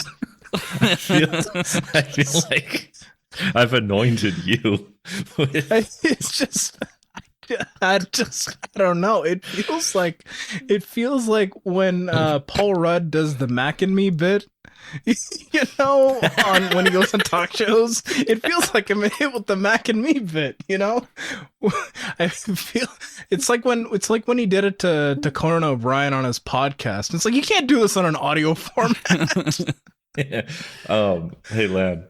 I don't know if you saw this post. I took a break from when I read this when I took a break from like all social media and everything, right? And I had a note app that was just me taking notes of different things that I would have posted, right? It was like methadone for posting. Right. So I did include 2 of those in that, and one was, you're telling me Jim Gordon is cucking the mayor and people don't like this run. Oh, Fair, okay. So I think. The next one was, Zdarsky ends his Batman on Elon Musk Russiagate Court of Owls. I'm pretty sure that combination of words could give Lan an aneurysm. Which, had I known your hatred of KG Beast, it would have been included too. But I was like, this was my secret plot. I don't know, man. So it's bad. It's so bad. This is what I mean. Like, this is the nadir of this book. We've talked art, we've talked writing. I have a big art versus writing note. So when Batman figures out that this is all Elon Russian Musk, plot. Russiagate, Facebook, whatever, the final set piece is Batman somehow boards a plane in flight. Okay. Listen, Salt. Listen. What? All right. What? Almost 10 years ago, in 2016, Batman was rebooted with Batman Rebirth runs written by Tom King. Can you guess what the first fucking thing that happens in that run is? Russian interference. No. He flies a fucking plane into Gotham City. Oh my god. He commandeers a plane and crashes it into Gotham City. Well, wait, Batman stops 9/11 though, right? He doesn't stops hit it. any Like buildings or whatever. it's the same. Yeah. It's literally the same thing Goes that into the happens harbor or here. whatever. So we've seen an action beat that's been done before, but It's not just that it's an action beat. It's the same action beat that this volume of Batman comics. Again, like when we're talking about the bookend aspect of this, the fact that this issue should not exist. This is a whole quality of his run, though, Lan. Actually, you hit on because there's so much that's been said about the transition from Morrison to Ryder, the Morrison to Snyder transition, Snyder to King transition, right? Where they all basically, like, Snyder was saddled with a lot of Morrison stuff, right? Because it was like, we're doing a reboot, but you have to cohere to everything that's ever happened in Batman because Grant While Morrison is also still writing. recreating it right? in some element, you know. Yeah, but like you have to meet with this stuff, right? And like Eternal had to deal with Batman Incorporated stuff. Like it wasn't a free thing, but it was still like you said, recreating. Snyder also did his own stuff a lot of the time that also didn't quite go. That transition to King ignored everything everyone did, right? Like he didn't even make an attempt. But going on from King, you know, Tynion tried, but Tynion also got rid of the Fortune, and Tynion like wasn't really committed to the Catwoman stuff.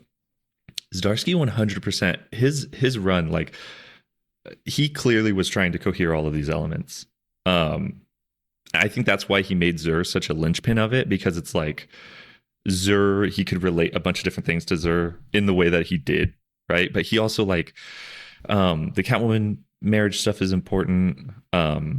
His Joker is very similar to Snyder's Joker. You know, Zur's from Morrison, obviously. It's a direct continuation for Tynion, so there's a lot of stuff there. And like he really was trying to make the last, you know, 20 years of Batman make sense together, not in a Morrisonian way either, just in a way that was like, look, here's the year one suit. Like all of these stories that you've liked, that you've been reading for 20 years matter.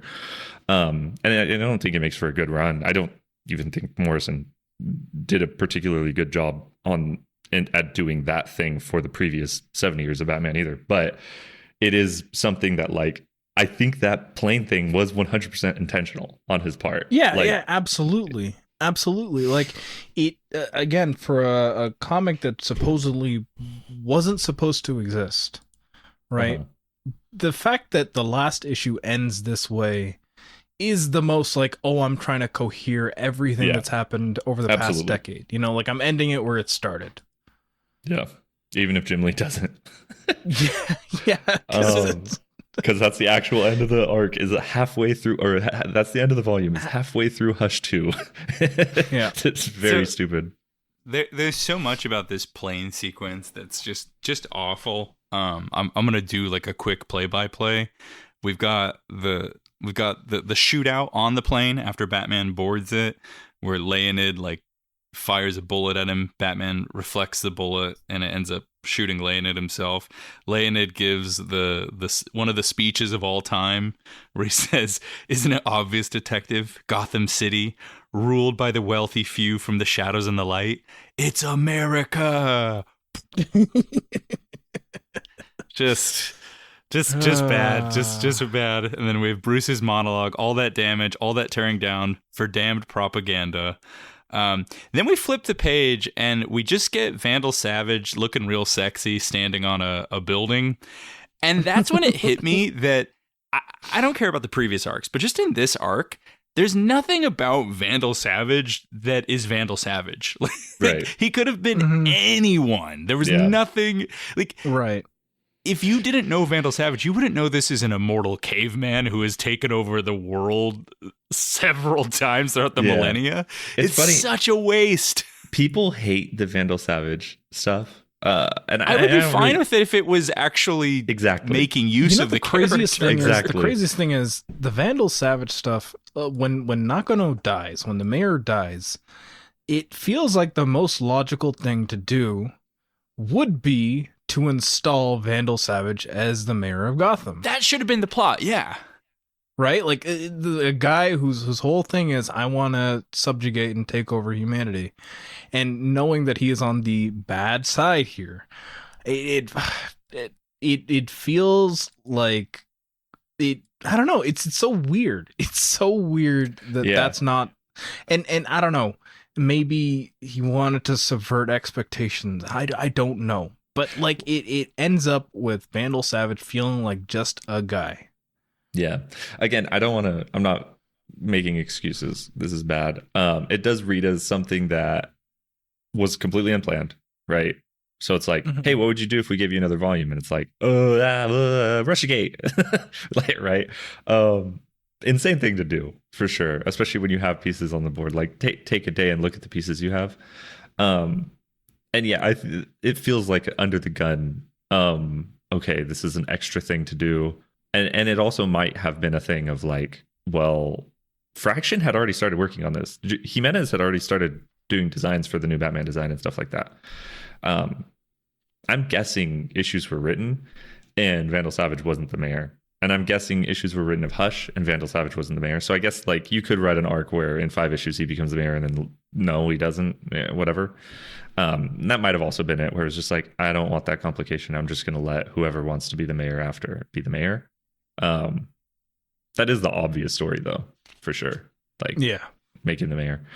And yeah, that's the whole thing too. People don't like Vandal Savage being the commissioner.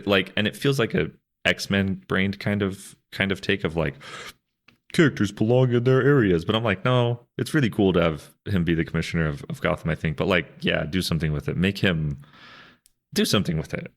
Anything. Yeah. Instead, it's like, nothing. nothing. I think the thing I'm realizing is the Zdarsky of it all is like, how do you make Vandal Savage mayor without people pointing at Devil's Reign? And Exactly. the fact that he made Fisk mayor, right? Like the issue that introduces the idea of Savage becoming like a rich person in Gotham, apart from even becoming commissioner and then eventually becoming commissioner, that backup is so reminiscent of when Fisk gets invited to stuff and he's made fun of. Feels exactly like that stuff. And so yeah, that might be something too. There's some real stupid stuff in here. Surprise, surprise. No kidding. I just want to get like 2 more stupid things. When Batman blows up the wings of this plane to down it, it's like a whatever action sequence. It's like, yeah, you let the artist draw something cool. I can enjoy it on that level. But then when Batman starts complaining in his monologue, I hate how guns feel in my hand. That feels Twitter brained, right? It's that feels so like Twitter. It's so guilty, whiny lib stuff. Someone's gonna say he shouldn't use guns. Why would you even put him in that position? Right? Like, yeah, it's preempting the extremely social media defensive. thing. It's defensive, Superior yeah. Spider-Man all over again, right? Like The other thing that's crazy in this book is when he's got the confrontation with KG Beast. Maybe I don't know about some like famous KGB arc, but like my understanding is that KG Beast was a guy who already had his hand cut off. So unless he had his hand regrown, how does he have a hand to begin with? And then it gets cut off again. Like, I think that could be a funny joke if maybe you alluded to that a little bit. But to me, it's just another thing of like, how is this character KG Beast? Oh, hey, you reminded me. Batman got his hand cut off in this run.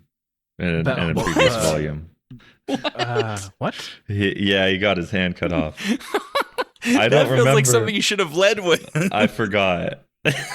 A lot happened. He got his hand cut off. This is one of the worst mainline Batman runs I've ever read. I don't think you're right. Well, I don't. See, the thing is, I feel like it's hard to say that off of this one volume. You know, Yeah. I just said that like I've this ever not to read. say- Like this volume now. I know, but you've literally only read the one volume. Yeah. Are you telling me it gets better? No, I'm saying it can get worse. Yeah. I'm sure. I think that I like pulling objectivity completely out of it, right? Talking about the objective natures of character designs or narrative cohesion, whatever, stuff like that. I just enjoy this. Like, this was fun to feel insane. Oh, I loved it. I loved every second. I loved hating it. I Yeah. loved Like- hating it. I don't. It really does wrap around for me that I'm like, I'm kind of fond of this. Like, how there are so many people the main comparison I have for this is Dugan's X-Men, right?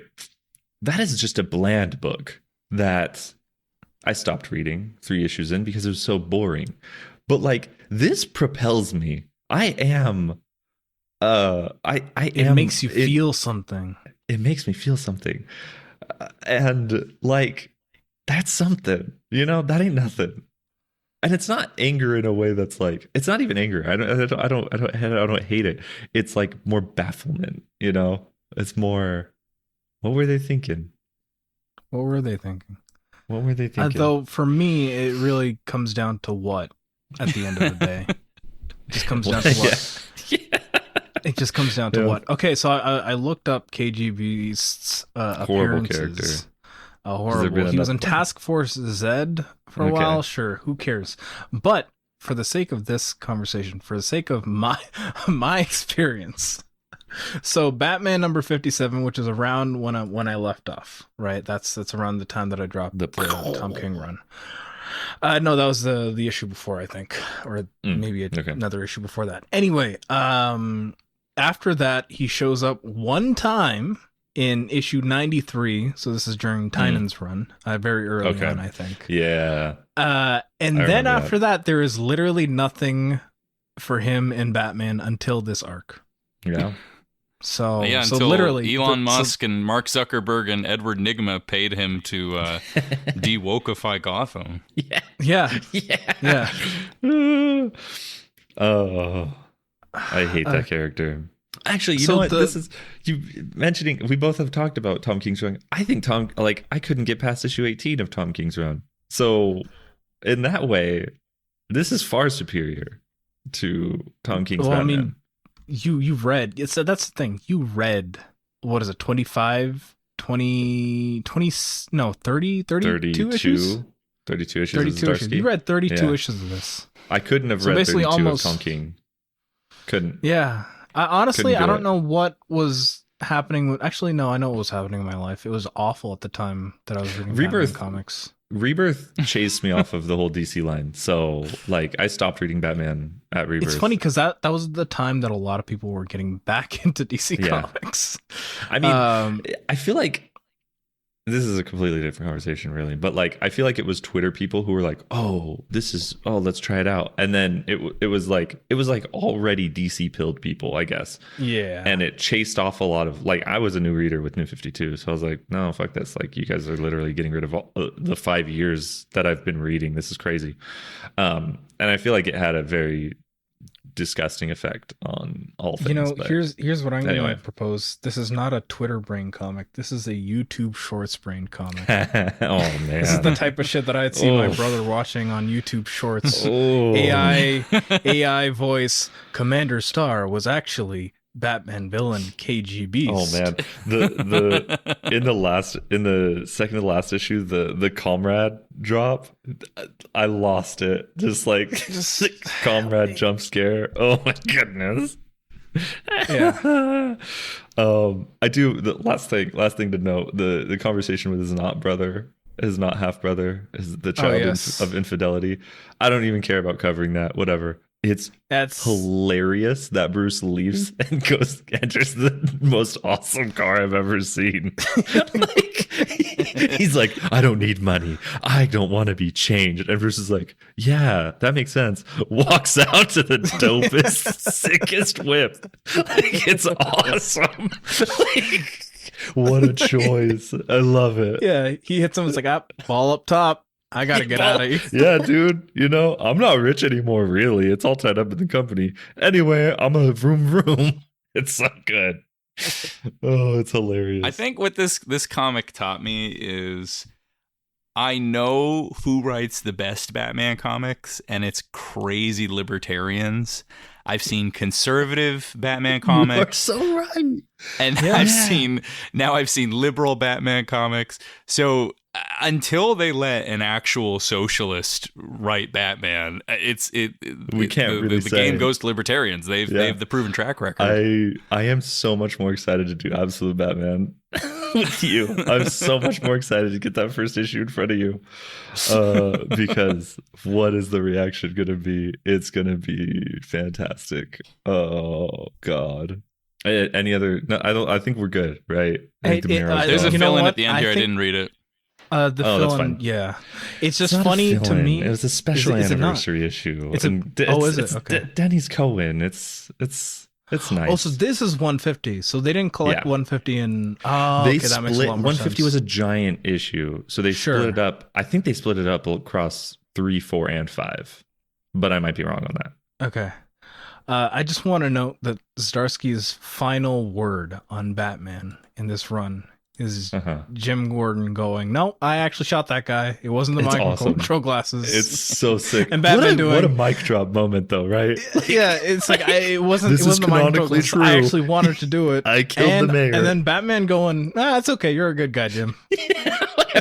Whatever. I gotta go. I don't I hate gotta go, gun man. violence or Ball whatever. up top. Ball up top. The entire final 5 or 6 pages of this book is just Batman and Bruce Wayne going ball up top to a Ball bunch up of top. different people. Yeah, it's awesome. Yeah, it is a mic drop sicko moment. Probably not intended, but pretty sick. Yeah, very funny way to end. Here's what I'll say about Scumbag Jim Gordon. It is very Batman Year One brained, Yeah, and at the but same it doesn't time, commit enough. It doesn't commit. Well, it's weird. It commits in all the wrong ways. Yeah, it doesn't. I guess How do you it doesn't let flanderize Bruce- infidelity? Is my question. It doesn't let Bruce commit enough. Yeah, Flanderize It's- infidelity is really good. Flanderize Well, no, it was like infidelity. Keigen said, like it needed to go further. Like I think that would have been a far more compelling story than a lot of the other junk we dealt with here. Yeah, it's incongruous having that happen and having us have the correct reaction to it, and even other characters, right? He didn't make you. I didn't make you screw the mayor's wife. Like Riddler says that. Riddler says, "I didn't make you sleep with the mayor's wife," which is awesome. What a sick line. He got his ass. And so like it's incongruous with the way the story wants you to feel about him sleeping with the mayor's wife, and how Bruce is just like, "I'm gonna forgive my friend." It's like, "Hey man, you're just like my dad. Be a good man, please." Yeah, that's how it should have been. Like, "I'll see you later, Dad." I mean, Jim, Thomas. Oh no, damn it. Oh, Tim. Gordon. I'll see you later, Tim. Jim Gordon, really the dad of Gotham, you know?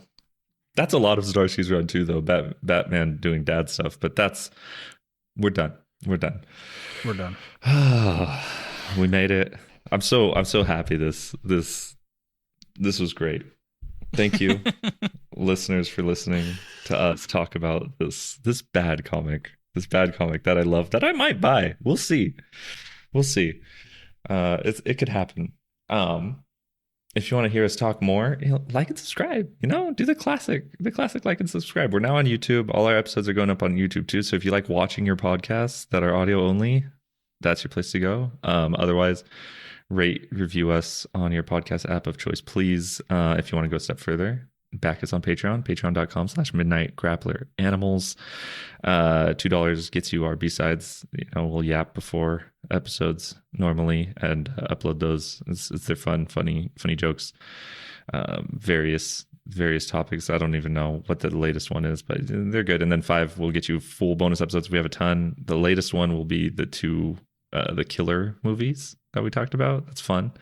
Eventually, it'll have a lot of Common Ride Along bonus episodes, which go check out Common Ride Along. Also, it's great. It's very fun. I'm learning about Common Rider. I like Common Rider now. The latest one is load bearing.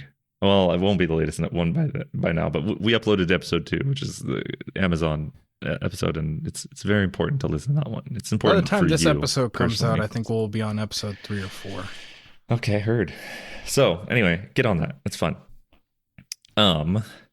Contact us, join the Discord, talk to us, to build some parasocial relationships with us, because that's what you want to do. I know it is. And share. You know what? Share the podcast with people in real life too. Don't just Tell talk your about friends. us. Tell your friends. Tell your family. Tell your family. Tell your enemies. The person in your life that loves Batman the most. Yes, Because I'm sure they'll Find absolutely a love this red-headed episode. child with a broken arm and get up in her face. A and costume. tell And her make sure you about grab this. her by the arm that isn't broken, just to be isn't nice. broken. Yeah, we try to be woke here. That's the spiel, I think. So, Tastemakers grab bag.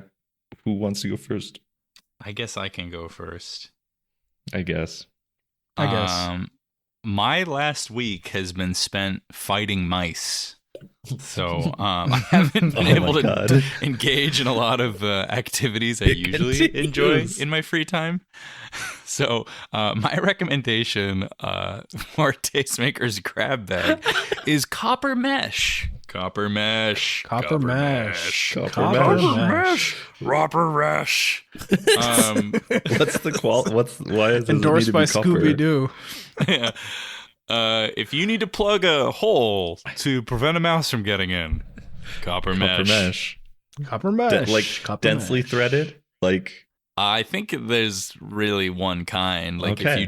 if you go buy it off the shelf or online, you'll get the kind that it's like steel wool, but steel wool rusts oh right. and copper mesh does not. Copper mesh. We've mesh. been mouse free for like 2 days. This is a huge dub. Yeah, no. That Basically, we've been understand Eric Adams now. I don't excuse the other parts of him, but I understand how he became a crazy person if he grew up with rats in his building. the rat thing was actually focused and like it was goal oriented in a way that Democrats don't understand how to do. Like he was doing a good job, that he had a point, he had a purpose, he had something he wanted to accomplish, and you know what? That should be celebrated. You know, Yeah, if I'm not yeah. mistaken, this episode would have come out after the New York City elections. Oh hell yeah. Shouts Mom Donnie. Yeah. I'm just saying it now. I'm saying it now. You're Ball saying up top, now, Mom you're going to Don- jinx Mom it. This is Donnie. the same hubris that led Chip Zdarsky to run. Fuck it, we ball. This volume. Fuck it, we ball. Let's go. What if Adams wins by write-in campaign? I would celebrate. I'm sorry. They should give him a fake mayor office and let him do fake mayor duties. I'm strongly for this. Personally, I want to congratulate Curtis Sliwa. I just want to congratulate him. That Not for anything in debate is- particular. I just want to congratulate him. Honestly, I'm going to just jump ahead. I forgot about that debate video. Everyone should watch whatever debate videos are. Is that your recommendation? It's in there. Keigen? It's in there. It's not the only thing. It's absolutely in the bag. It's so Curtis. funny. Curtis, every parade has a right to exist, Sliwa. Even Mom Donnie looks bizarre in that, and he's like the most photogenic politician I've ever seen. And like he's like he can't deal with the stupidity of the question. Oh, it's awesome! It's a fantastic video. I guess I'll go next since I already preempted. I've been okay. So I've been playing Pokemon Sword. I've been playing Pokemon Sword. I've been playing a video game. An old video game at this point. And like I just let it sit there. And I wanted to play it, but I also was like, do I want to play a Pokemon game? And I picked it up and I started playing it, and I'm like, I like Pokemon games. This is a good Pokemon game. Like there's enough different that it doesn't feel boring, because I think I really bounced off of Let's Go, which was just a remake. Sword is really fun. It's like it really incentivizes you to catch them all also, because you actually get experience from catching in this game. Really fun. I'm having a lot of fun with it. I'm going to spend a lot of time on this game. So that, and then this came out in October. It's a comic. Go to your comic shop and get it. Good Devils Don't Play Fair with Evil. It's Dragata and Brothers. It's awesome. It's a collection of short stories they've done across different books and some digital only story. I think it's their story that was in that Dagger anthology. Or wait, was it Dagger? It wasn't Dagger. It's the second one. I can't remember any names from that thing. But it was only collected there. So it's like 3 things that have been in other places finally collected in one thing. Came out in the beginning of October. You should get it. It's Dragata right before Absolute Batman. That period between East of West. And Absolute Batman. Some of this was along with Ghost Cage. It's awesome art though. It's really good, and just fun comics that get it's a little collection of a few good stories that You're not going to believe this, Keigen. I did get it. Hey, I did get it. Good. I did get that book. Good for you. I was very happy it was coming. I've actually already purchased, I think, all 3 of those. So I'm kind of a simp, but whatever. Nice. Look at you guys having time to fight mice and play video games. I've only had time to listen to music and watch movies. Not even a lot of movies. You bust your load me and yesterday. Keigen huh? are so burdened with the responsibilities of adulthood. Or no, sorry, I misunderstood. Land's burdened with the responsibilities of adulthood. Me and Keigen are just flitting about and farting around every day. Must be nice fighting mice. It's so funny. Like, I mean, Salt, there is a cartoonish quality to your mouse fight. It's the there's some subplot. childhood It's really whimsy. crazy. I have been a crazy person last week, crazier than usual. Oh, yeah. Lan, you're not going to recommend Perfect Blue and watching it at work? I forget. Did I recommend that during the Three Rolls? I don't know. Moons?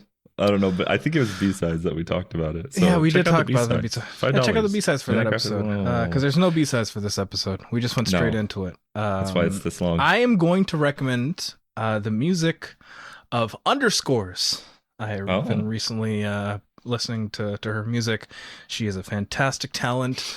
She recently put out a track with Danny Brown called Copycats off of Danny Brown's new album, Stardust.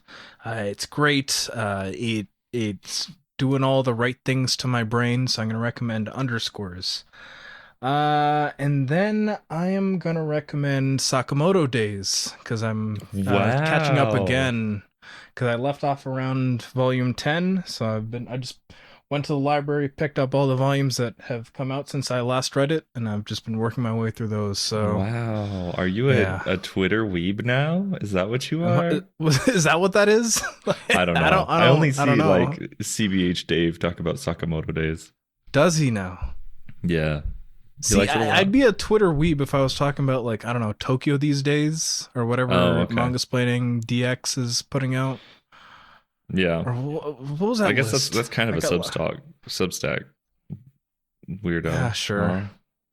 I guess so. The okay. Yeah, that's it. Just those two for me. Sounds good. Well, that's an episode.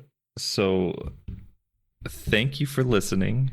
And as always, keep on grappling. grappling. A little bit of an echo effect there. Such beautiful voices. It's a real good thing I don't need to go to a washroom right now. Could you imagine? If we had to end another episode with me desperately having to go to the washroom? It's so funny.